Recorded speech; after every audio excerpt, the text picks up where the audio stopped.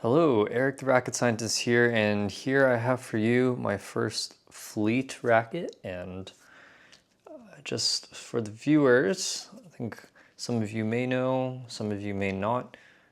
Fleet is related to Fellet, and Fellet is kind of a Malaysian-based company that makes sort of mid-price range rackets that are quite affordable. And Fleet is kind of what they used to be branded as, but is still a maybe not completely separate brand, but rackets are still produced under the Fleet name in Taiwan still. And similarly over in Taiwan, it's kind of a entry level, kind of budget friendly brand. Anyways, so I was curious about that. I do actually have one Fellet racket, and that was featured on the channel some time ago. It's a Fellet woven power, TJ power, Go VII racket, yeah. And so this is a Fleet woven 1007 VII, so it's not 1007, it's a 1000 with a kind of 7 in Roman numerals, whatever that means. And yeah, so first one, just saw this hanging in the shop when I was shopping in Taiwan, so I thought I'd pick it up. It was pretty cheap. So I guess let's just get started and see how it goes. So unlike, well, I don't know a lot about Fleet and Fellet racket models. I am familiar with the name Woven as kind of one of their racket lines, and that's the same between both brand names, is that they both have woven racket lines, even though they have different models in them. For example,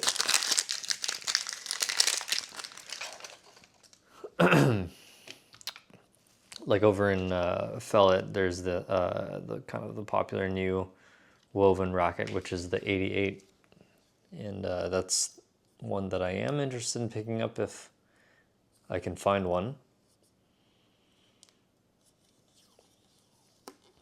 But so I picked up this racket because it felt very easy in the hand. Like I picked it up and I was like, this seems like it would be pretty easy to swing and approachable. So I figured it would be kind of a good choice. Like it feels, I think on the shaft it says 286 to 293, which means that it's either slightly headlight to even bounce. So that would put it in similar sort of range as my NanoFlare 700 Pro, probably, which is,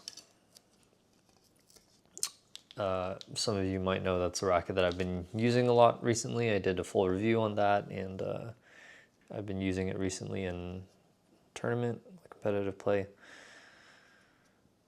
So I figured this would be a good model to try out. There was a head heavier version in the shop that I went to, like a different model, but I don't remember what it was called. It was also woven. It was like a Fleet woven.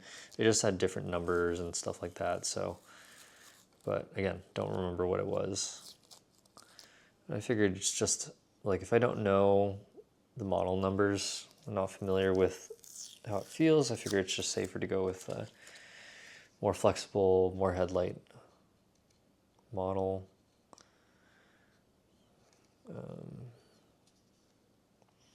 So I have used, and I've seen and used one Fleet model before. I had a Taiwanese friend, a guy who was, who I did like some singles training drills with regularly, had a Fleet racket as his primary racket. I don't remember what it was though, and it was also an older model, so I don't know that it would be very relevant.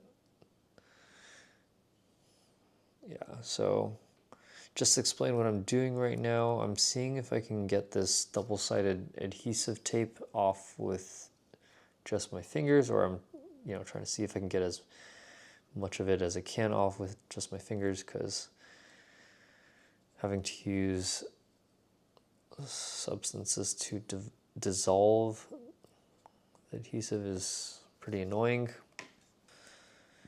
Now, as I'm working on this, I'm sure you will notice here that on the wooden handle there's actually the Fleet brand name printed on here. And well, it's not just printed, but it is it looks like, yes, it is wood burned on here, so it's not printed, but they actually probably have some sort of branding machine that stamps the logo and burns it into the wood. And if you've seen some of my other videos, you'll know that Redson does this too. And I think it's a nice touch. A lot of people aren't going to notice that, but some people, like myself, like to take the undergrip off. We'll notice it, and it's kind of a nice little detail. It doesn't really change anything, but it just shows that they kind of care about this image. It occurred to me the other day though, that I think probably in the Taiwanese market, it's sort of implied that it's more common for Taiwanese people to remove their undergrip or just, not use an undergrip. Now, whether or not that's because they like taking it off to have a smaller handle, or I think possibly because it's more popular to run towel grip. And if you run towel grip, you definitely want to take off the undergrip because towel grip is very thick. If you just put it on top of your undergrip, you get this giant chungus handle. And I think most people probably wouldn't want to play with that. So for example, Redson wood burns their handles, which kind of implies that they're like, oh, people are going to see this.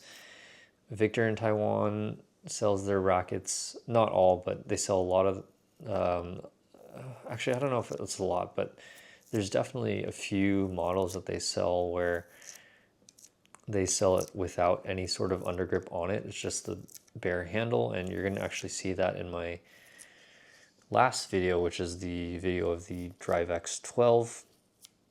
And you're also going to find a lot of Taiwan manufactured rackets that have the shrink wrapped handle, and so you'll see those from Redson, but you're also going to see them from Gosen,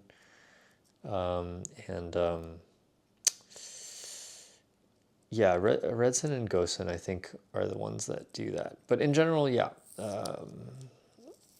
like I said, it seems to be a little more of the culture that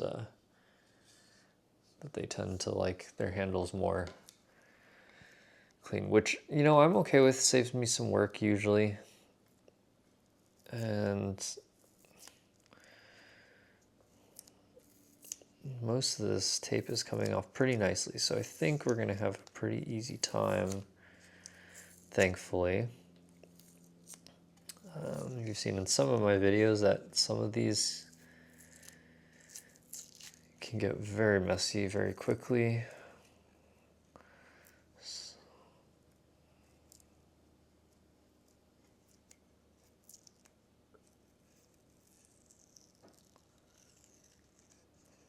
Lovely.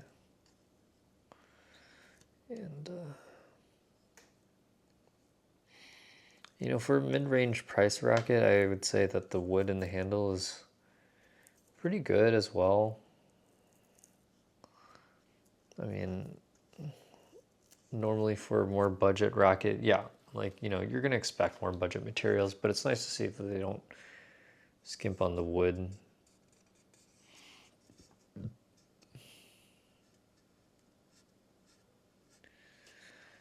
Okay. There's actually not too much left to do. Well, we're gonna hit this with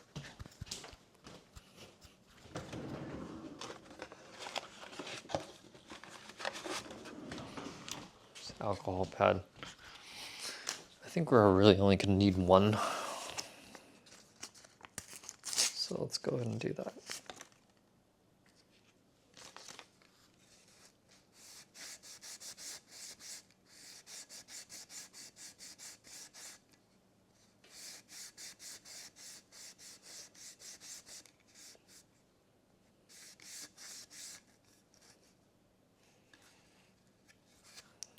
Yeah, that's all we needed.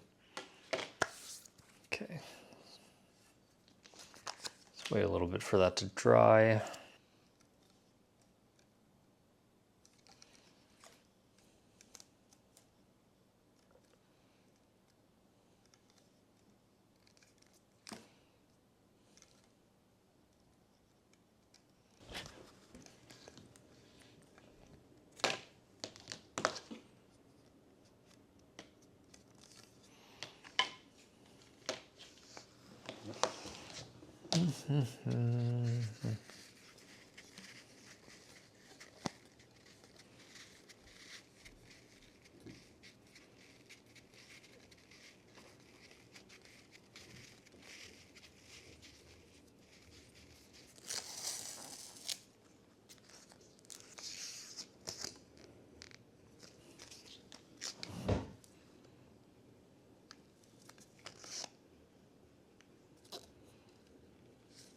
That's probably fine. It's good enough.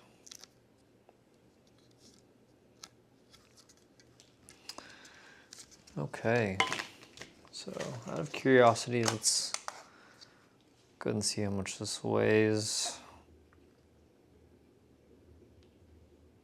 Okay, 86, so that means with strings, you're probably gonna see it around 91. Which is you know, a little heavier than my preferred for you weight, but again, this is more headlight, so I think it's gonna be perfect actually. So anyways, can't wait to try this one out. Thanks for watching, and I'll see you in the next video.